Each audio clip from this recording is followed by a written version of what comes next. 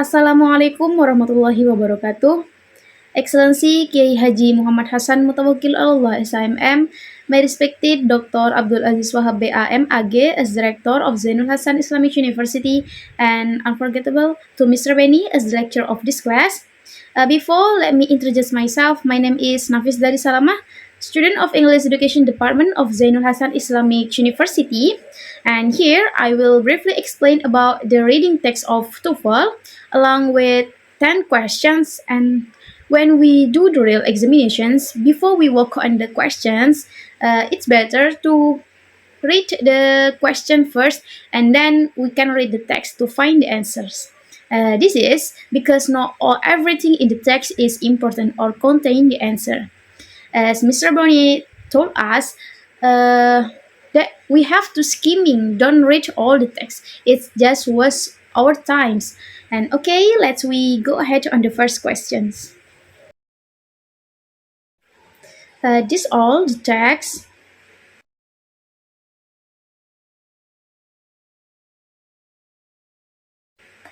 And then we can continue to the first questions. First questions, what is the primary focus of the passage? A. The challenges of traditional farming. B. The rise and benefit of urban farming.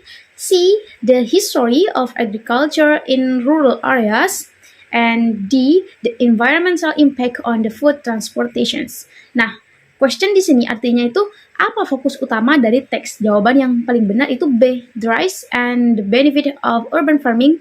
Nah, pembahasannya karena teks ini kan membahas tentang apa itu urban farming, pertanian perkotaan. Nah, bagaimana praktek ini berkembang, kemudian manfaatnya seperti menyediakan makanan segar, kemudian mengurangi emisi karbon, dan juga memperkuat komunitas. Dalam teks juga menyebutkan tantangan, tapi fokus utamanya itu adalah perkembangan dan keuntungan dari urban farming tersebut.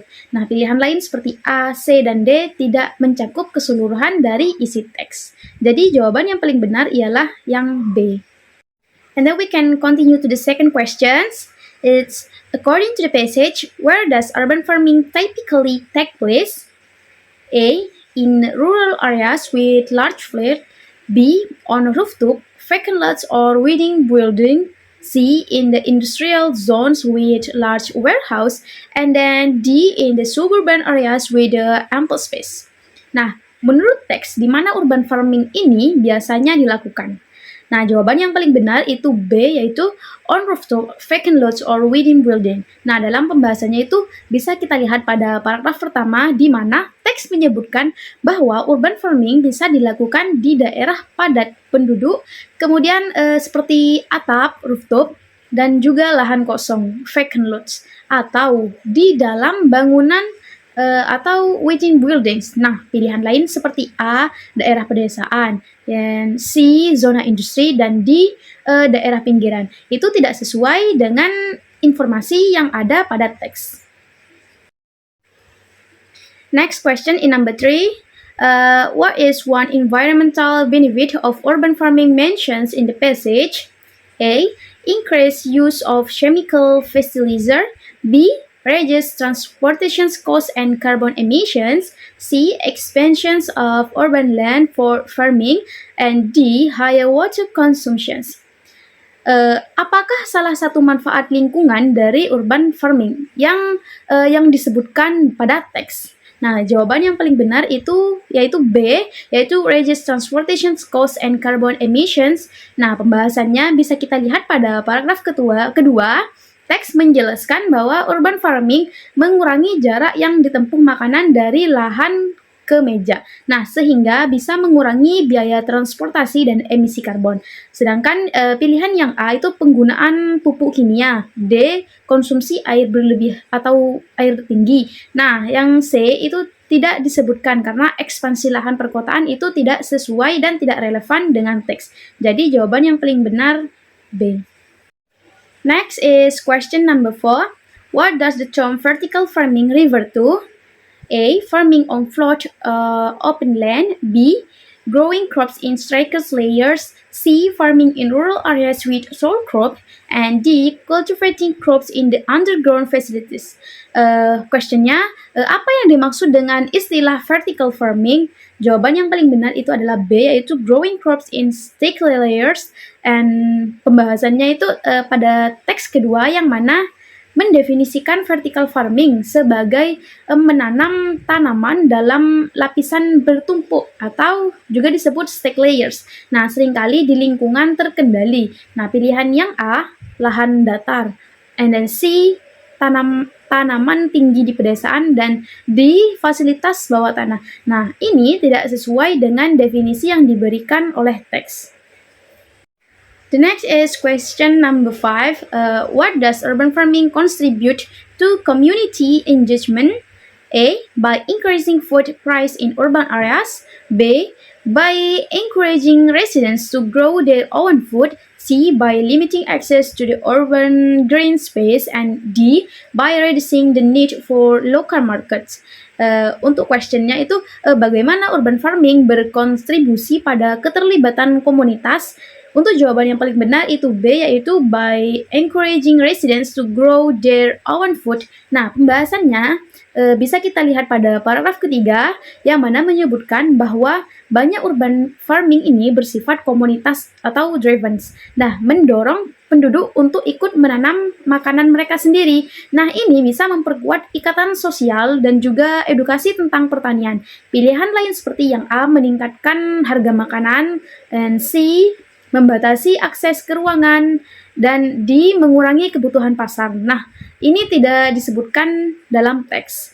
Jadi jawaban yang paling benar itu B. Next is question number 6. What is one challenge urban farming face according to the passage? A. Lack of public interest in the sustainable practice. B. Limited space and high land costs. And C. Excessive water available. D.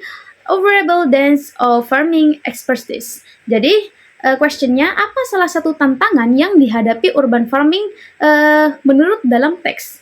Jawaban yang paling benar yaitu B, limited space and high land cost.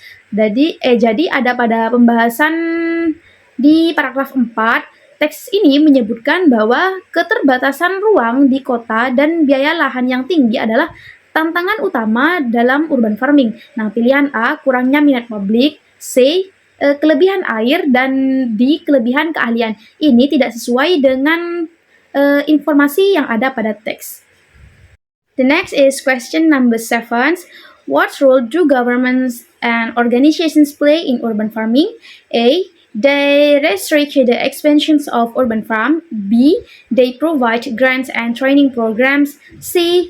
They enforce regulations of farming practice. And D. They discourage community participations. Nah, questionnya, apa peran pemerintah dan organisasi dalam urban farming ini? Jawaban yang paling benar yaitu B, they provide grants and training program.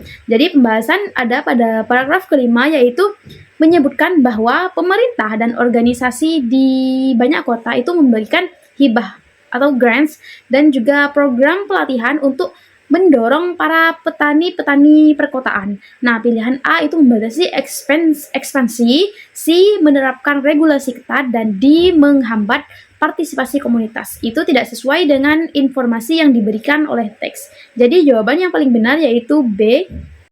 Now we continue to the 8 questions. The word foster in the paragraph 3 is close into meaning A. Prevents, B. Promotes, C. Limits, D. Reduces. Jadi kata foster dalam paragraf ketiga paling dekat artinya dengan jawaban yang paling benar itu B. Promotes. Jadi pembahasannya itu bisa kita lihat pada paragraf ketiga yang mana berarti mendorong atau mempromosikan, nah terutama terkait keterlibatan komunitas dalam urban farming.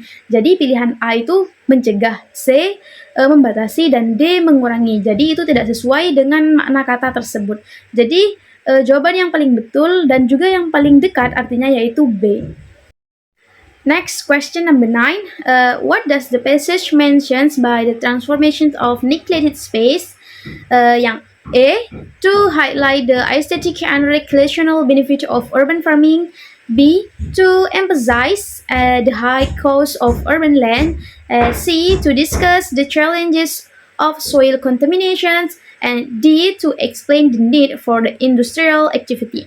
Dah questionnya, mengapa teks menyebutkan transformasi ruang-ruang yang terabaikan?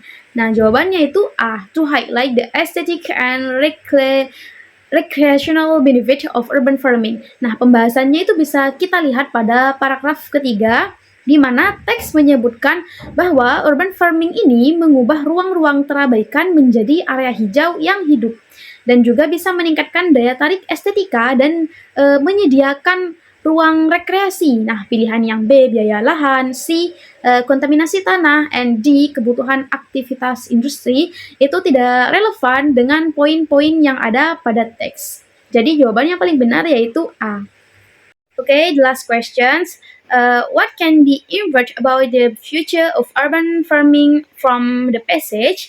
A. It will likely decline due to the high cost. B. It will remain limited to rural areas. C. It may become increasingly important as urban populations grow. And D. It will replace traditional farming entirely. Untuk questionnya itu apa yang disimpulkan tentang masa depan dari urban farming menurut teks? Untuk jawaban itu bisa kita lihat pada paragraf terakhir. Jawaban yang paling benar itu C. It may become increasingly important as urban populations grow.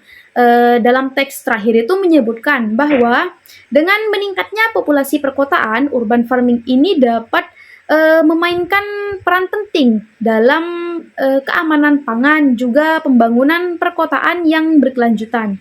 Untuk jawaban yang lain seperti yang A akan menurunkan karena biaya tinggi, B terbatas pada daerah pedesaan, dan D menggantikan pertanian tradisional sepenuhnya.